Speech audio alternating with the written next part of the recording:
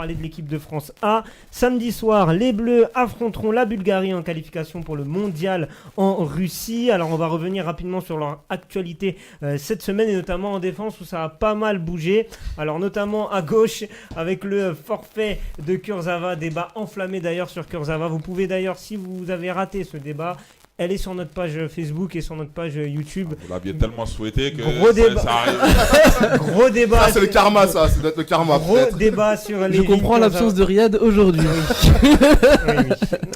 Et donc, c'est Amavi qui a été appelé en renfort. Est-ce que c'était la seule solution possible pour Deschamps ? On a déjà évoqué la semaine dernière ce sujet, Ness.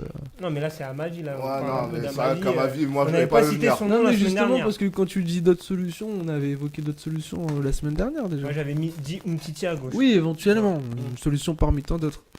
Ouais. De toute façon, ce ne sera pas la solution qui sera retenue de toute façon. Moi, j'ai Ah pas ouais, envie non. de débattre à ce propos avec vous. Après ce qui s'est passé, j'ai même pas envie de débattre. Vous avez tellement... Vous avez souhaité tellement que Kurzawa ne soit pas titulaire qu'il en est venu à se blesser cette semaine. Ah, genre, c'est nous, on a porté l'œil, quoi. Franchement, je suis pas loin de le penser. Moi, ce que je disais, c'était qu'il était pas bon et qu'il fallait trouver des alternatives à gauche. Bah maintenant, on va trouver des alternatives. Maintenant qu'il est blessé, qu'on n'est pas là, maintenant... Ça, il va faire jouer Digne. Je pense. On verra bien ce qu'il a dans le ventre, notre petit Lucas Digne. C'est quoi son surnom qu'on lui prête? Douy. Ah ouais, Douy, parce qu'il ressemble à... Respectez-le quand même.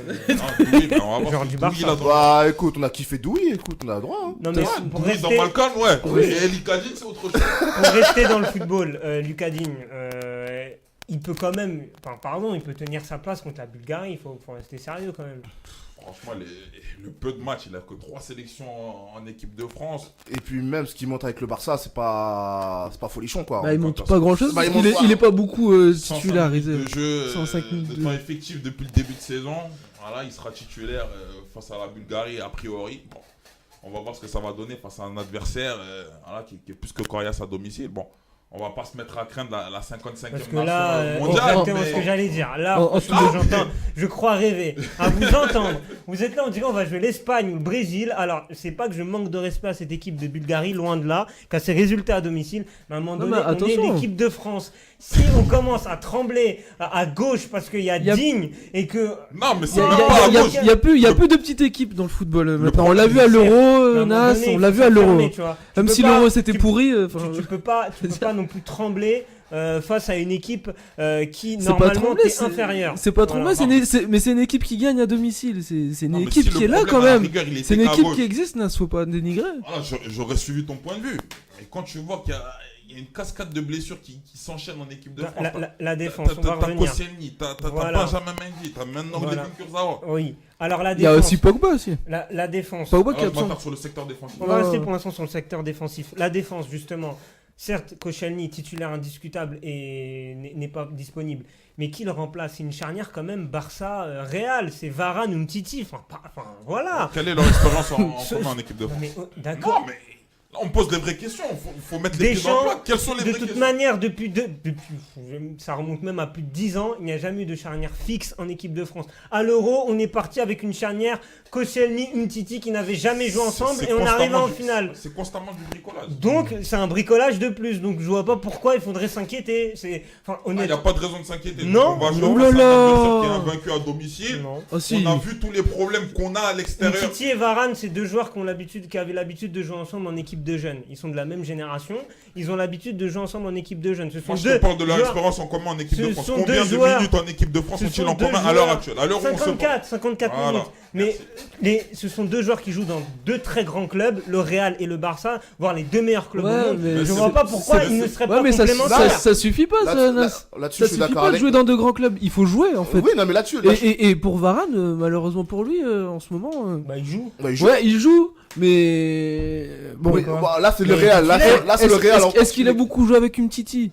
Non mais ce que je suis en train de dire, c'est que ces deux joueurs qui ont énormément d'expérience dans leur club, ces deux joueurs, je le répète, même si c'est pas du niveau international, qui ont eu l'habitude de jouer ensemble en équipe de jeunes, ce sont deux joueurs professionnels, ils connaissent leur poste. Donc, au niveau intrinsèque, il n'y a pas à parler. D'accord, Varane, Umtiti, c'est des bons joueurs, c'est des joueurs.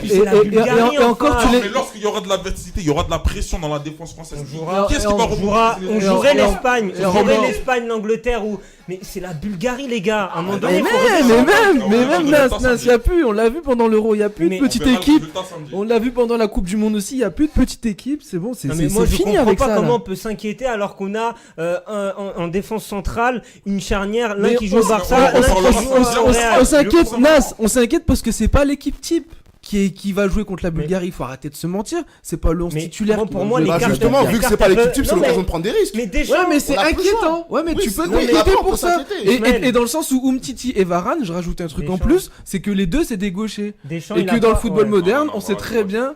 Varane, il est droitier. Il est droitier, Varane. Ouais, mais il joue à gauche aussi. Oui, non, mais ça c'est pas ça le problème en vrai. C'est pas ça vraiment le problème. Ça fait aussi partie des problèmes. Au Real, c'est vrai qu'il joue à gauche. Mais le truc, c'est quoi? C'est que Deschamps, si vous regardez bien ses charnières centrales depuis qu'il est en poste, il n'y en a jamais une qui a été fixe. Ah, mais moi, l'équipe de France, c'est pas maintenant qu'elle m'inquiète de toute façon. C'est-à-dire que depuis qu'il est arrivé, la première charnière qu'il a mise, c'était Mapou Sakho. Ensuite, il est parti. Il est parti sur du Varane Sakho. Et puis derrière, à l'Euro, les événements ont fait qu'au final, on a terminé avec Koscielny et Umtiti qui n'étaient même pas dans la liste des 23 à la base. Donc c'est-à-dire que la charnière centrale, c'est un éternel chantier. Donc aujourd'hui. Donc du coup, tu fais éternellement confiance à Deschamps. C'est pas. Non, là je te parle de la défense. T'es en train de me montrer par A plus B que depuis qu'il est là, il a jamais eu la même charnière centrale et que du coup, ça t'inquiète pas. Bah non, parce que honnêtement, c'était quoi la charnière contre les Pays-Bas? C'était Koscielny et Varane, c'est ça? Ouais, c'était Koscielny et Varane. Bon, bah là, ce sera Umtiti et Umtiti qui a fait un bon Euro et Varane qui a quand même énormément d'expérience dans son club. Donc, et en équipe nationale. Donc, je vois pas pourquoi on devrait être là, la défense, comme si c'était. Pour toi, il n'y a pas lieu de s'inquiéter. Non. Ça n'a pas lieu de Non, si, c'est quand même inquiétant. C'est quand même inquiétant. Non, c'est pas inquiétant, faut leur faire confiance. Voilà, c'est dans ces moments-là qu'ils vont. Mais tu peux pas leur faire aveuglément confiance jusqu'au moment où ils perdent et là où tu dis merde. On dit pas qu'on n'a pas confiance en eux, mais on est en droit de se poser des questions quant à la solidité de cette défense. On est en droit de se poser des questions. Encore à gauche. Alors, tu veux mettre qui à la place? Alors honnêtement, à gauche, sur le débat qu'on avait à gauche, à la rigueur, bon, je peux comprendre qu'on s'inquiète. Allez, mais à culpa de ma part, je peux comprendre qu'on s'inquiète. Mais sur la défense centrale, je ne comprends pas. Il n'y a pas d'autre choix. De toute façon, je préfère mettre Umtiti et Varane que la chef de Rami qui a été rappelé en milieu de semaine. On va parler de Rami après. C'est inquiétant. Moi, je trouve que c'est inquiétant quand même. Il faut le dire parce que l'équipe de Bulgarie en face, c'est une vraie équipe. C'est une équipe qui gagne à domicile. Nous, défensivement, on part pas avec des garanties solides non plus. Comme d'habitude. Et c'est encore inquiétant, comme d'habitude, d'avoir une équipe qui a pas une charnière centrale expérimentée et qui joue ensemble. Comme beaucoup de sélections ont dans le monde. D'accord. Je trouve ça inquiétant. Mais moi, je trouve qu'il y a des postes beaucoup après, plus moi, je où veux on pas te doit mentir, plus je trouve s'inquiéter. qu'à l'Euro 2016, pas envie de dire le mot chance, mais on a eu beaucoup de réussites quand même. Faut pas l'oublier. Certes. On arrive en finale de l'Euro sur des matchs, sur des scénarios de matchs. Surtout contre l'Allemagne, en fait. Surtout contre l'Allemagne, parce que c'est la seule grosse équipe qu'on a affrontée finalement pendant tout le parcours. On a eu aussi de la chance contre l'Allemagne. Donc voilà, faut dégonfler un peu le melon des supporters. Non, mais il n'y a pas de melon à dégonfler. Moi, je dis pas que j'ai 100% confiance en cette équipe de France. Moi, je dis que la défense Umtiti Varane, moi, au lieu de m'inquiéter, au contraire, moi, ça m'enthousiasme parce que je me dis peut-être que c'est la charnière de l'avenir. Enfin, installer une charnière jeune qui, voilà, c'est deux joueurs qui jouent dans les meilleurs clubs du monde. Peut-être que ce match-là, ça va être un nouveau départ dans la tête de Deschamps. Parce qu'attention, ça peut même être un match référence pour eux. Parce qu'attention, tu peux te prendre un but sur un problème de communication, sur le gardien qui a pas compris le machin. C'est des joueurs qui se connaissent. Non mais c'est un peu comme France-Suède. Non mais c'est un peu comme le match contre la Suède. C'est un peu ça ce qui s'est passé. Des matchs de Ligue des Champions. Mais non mais ça n'a rien à voir. Mais regarde l'accident qu'il y a eu contre la Suède. C'est un peu le même délire. C'est machin, il a pas compris que nanana. Sur un malentendu. C'était quoi la charnière? Sur un malentendu, ouais, mais c'était pas Koscielny qui voulait la mettre. Koscielny Varane, voilà. Donc de toute manière, il y a des problèmes. Donc parce que si on suit l'optimisme ambiant de Nassourji, On dirait que l'équipe de France ces dernières années est habituée à se qualifier directement lors des grands.